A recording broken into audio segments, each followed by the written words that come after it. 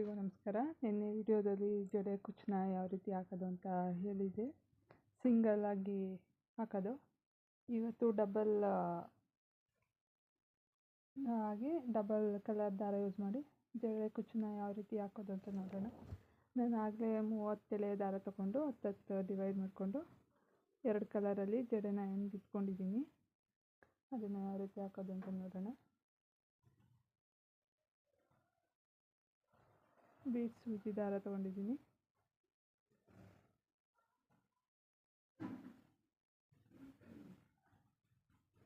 ಹಿಂದೆಯಿಂದ ಇಟ್ಕೊಂಡು ಇದನ್ನ ಅಟ್ಯಾಚ್ ಮಾಡ್ಕೋಬೇಕು.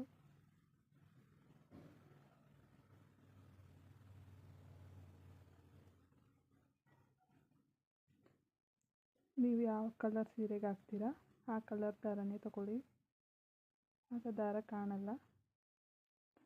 ಇಲ್ಲಾಂದರೆ ಬೇರೆ ಕಲರ್ ದಾರ ಆದರೆ ಕಾಣಿಸುತ್ತೆ ಇದ್ದು. ನೀವು ಯಾವ ರೀತಿ ಏಮಿಂಗ್ ಮಾಡೋಕ್ಕೆ ಸ್ವಲ್ಪ ದಾರ ತೊಗೊಂಡು ಮಾಡ್ತೀರಾ ಅದೇ ಥರ ನೀಟಾಗಿ ಹೊಲ್ಕೊಳ್ಳಿ. ನಿಮ್ಗೆ ಎಷ್ಟು ಉದ್ದ ಬೇಕೋ ಅಷ್ಟುದ್ದ ನೋಡಿಕೊಂಡು ಈ ರೀತಿಯಾಗಿ ಇಟ್ಕೊಂಡು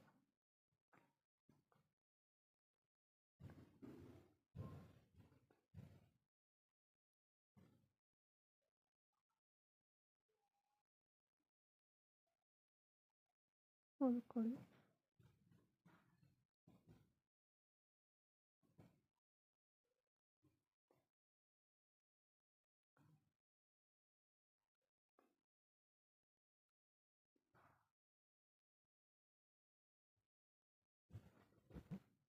ಈಗ ಫಸ್ಟ್ ಸ್ಟೆಪ್ ಆಗಿದೆ, ಈ ರೀತಿ ಹಾಕ್ಕೊಂಡಿದ್ದೀನಿ. ಇದನ್ನು ನೀವು ಬೇಕು ಅಂದರೆ 2ನೇ ಸ್ಟೆಪ್ಪಲ್ಲಿ ಈ ರೀತಿಯಾಗೂ ಹಾಕ್ಕೋಬೋದು, ಇಲ್ಲಾಂದರೆ ಇದ್ರ ಮಧ್ಯ ಇಟ್ಕೊಂಡು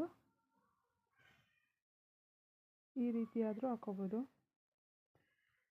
ಇದು ಡಬಲ್ ಆಗಿ ಕಾಣಿಸುತ್ತೆ. ನಾನು ಈ ರೀತಿ ಮಾಡಿ ತೋರಿಸ್ತೀನಿ. ಇದನ್ನು ಹಿಂದೆಯಿಂದ ಇಟ್ಕೊಂಡು ಹೊಲ್ಕೊಳ್ಳಿ. ಇದ್ರ ಮಧ್ಯದಲ್ಲಿ ಮೊದಲೇ ನೀವೇನು ಹಾಕಿರ್ತೀರ ಆ ಕುಚ್ಚು ಮಧ್ಯದಲ್ಲಿ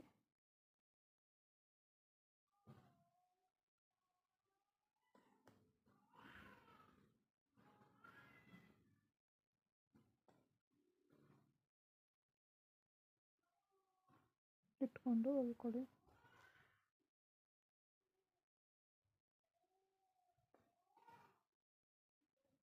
ಇದನ್ನ ಮೇಲೆ ತಗೋತಿದ್ದೀನಿ. ಮೇಲೆ ತಗೊಂಡು ಮತ್ತೆ ಇದರೊಳಗಡೆ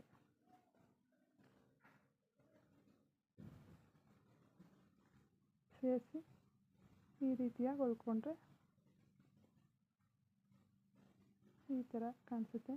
ಅದನ್ನು ಹೊಲ್ದು ತೋರಿಸ್ತೀನಿ. ನಾನು ಲೇಸ್ಗೆ ಹಾಕ್ತಾ ಇರೋದ್ರಿಂದ ಸ್ವಲ್ಪನೇ ಮಾಡಿ ತೋರಿಸ್ತಿರೋದು. ನೀವು ಸೀರೆಗೆ ಮಾಡಬೇಕು ಅಂದಾಗ ಉದ್ದ ತಗೊಂಡು ಪೂರ್ತಿ ಸೀರೆಗೆ ಹೊಲ್ಕೋಬೇಕಾಗುತ್ತೆ, ನಿಧಾನವಾಗಿ ನೋಡಿಕೊಂಡು.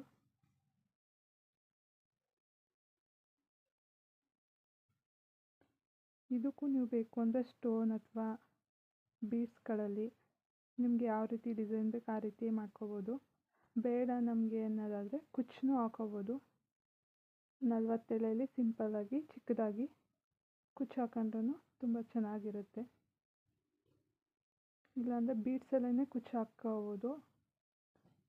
ನಾನು ಕೆಲವೊಂದಕ್ಕೆ ಮಾಡಿದ್ದೀನಿ, ಅದರಲ್ಲಿ ಒಂದನ್ನು ನೆಕ್ಸ್ಟ್ ವೀಡಿಯೋದಲ್ಲಿ ಅಪ್ಲೋಡ್ ಮಾಡ್ತೀನಿ.